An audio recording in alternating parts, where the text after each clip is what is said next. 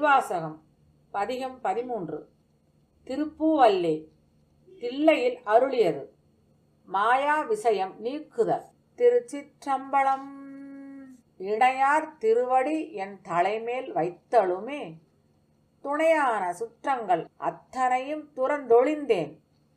அணையார் புனல் தில்லை அம்பலத்தே ஆடுகின்ற புனையாளன் சீர்பாடி பூவல்லி கொய்யாமோ.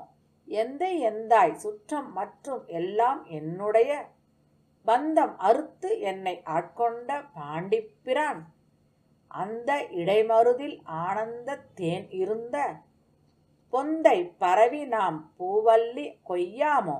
ஞாயிற் கடைப்பட்ட நம்மையும் ஓர் பொருட்படுத்து தாயிற் பெரிதும் தயாவுடைய தம்பெருமான் மாய